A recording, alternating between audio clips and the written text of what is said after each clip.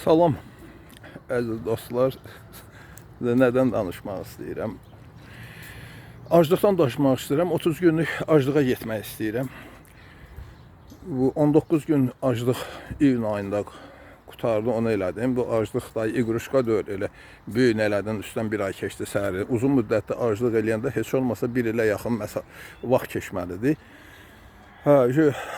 Xeyli vaxt keçib 19 günlük aclıqdan sonra indi 30 günlük aclığa getmək olar.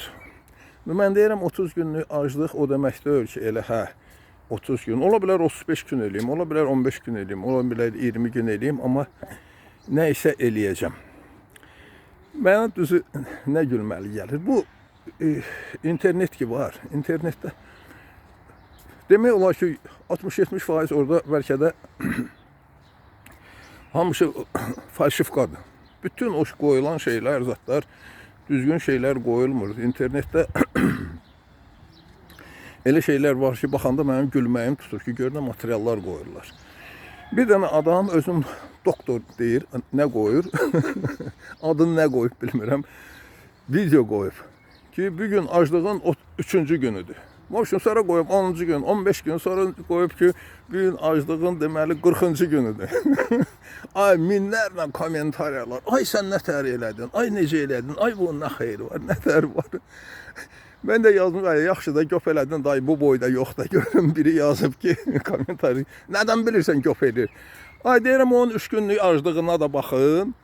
40 günlük aclığına da. Görün sifətində fərq var heç olmasa. Onun sifətində sümük qalmalıydı. 40 gün aclıq eləyibsə, qarnı gəlib tökülüb dizinin üstünə. 40 gün aclıq eləyənin o boyda qarnı olur. Bir kommentariya yazanda baxın da, minlərlə kommentariya. Çünki cəmaat başa düşmür. Sən onu bunu allada bilərsən. Mən gəlib alladan, məsələn aclıq eləyən adamı ki, mən 40 gündə aclıq eləyirəm, sifətindən yağ tökülür. Yəni internetdə hər şey çox falsifikadır. Sonra bir dənə gimnastika var. Məsələn, mən baxıram ona qoyublar internetdə. Ən vacib gimnastikadır. O gimnastikanın 3 dənə vacib şərti var. Əgər o şərtə əməl eləmirsənsə, eləməsən ondan yaxşıdır. Ondan ziyanlıq görə bilərsən.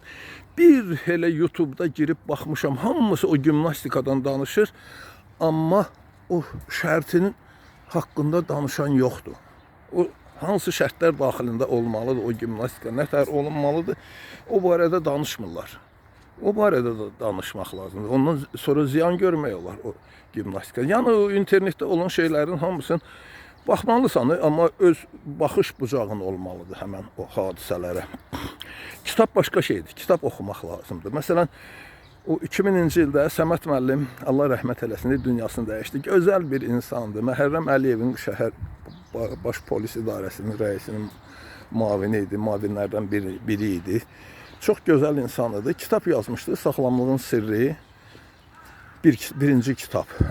Sonra ikinci kitabı yazanda mənə müraciət elədi. Tapdılar da xəbər göndərdi ki, gəlsin, söhbət eləyim. Gəldi, dedim belə-belə də. Mən xəstə olmuşam, sonra sağalmışam. Deyirsən, sübut elə ki, xəstə olmuşsan, sağalmışsan. Atistatı gətirmişəm ki, atistatımda görürsünüz, idman dərsində çörtüşka qoyublar.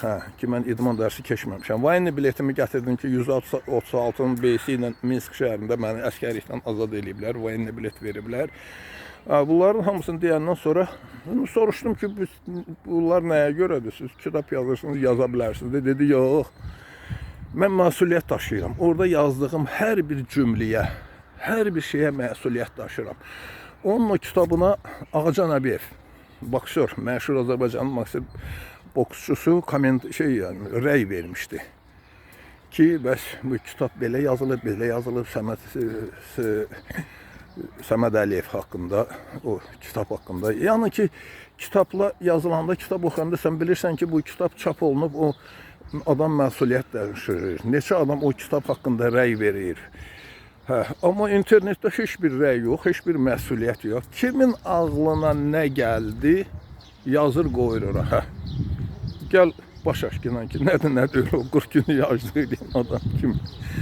İndi mən başlayıram, bir 3 gün hazırlıq prosesi gedəcək, aclığa giriş prosesi, psixoloji problemlər var, onları həll eləyirəm. Sonra o hazırlıqdan sonra mən şey eləyəcəm, başlayacağım. Bilmirəm, yenə deyirəm, bilmirəm neçə gün eləyəcəm, amma eləyəcəm.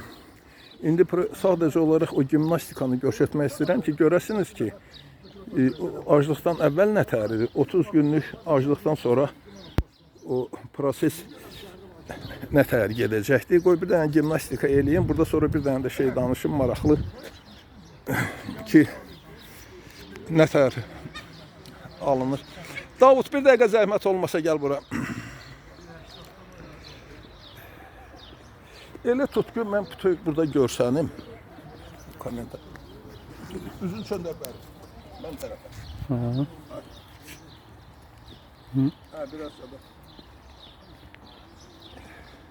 Niye tersin eləmiş? Niye böyle eləmiş? Ben buradan ne demək istəyirəm? İdman eləyəndə bir dovşanla bizdə bir misal var. Bir güllə ilə 2 dovşan vurmaq, 3 dovşan vurmaq. Mənə elə gəlir ki, burada sadəcə 3 dovşan vurmaq olur.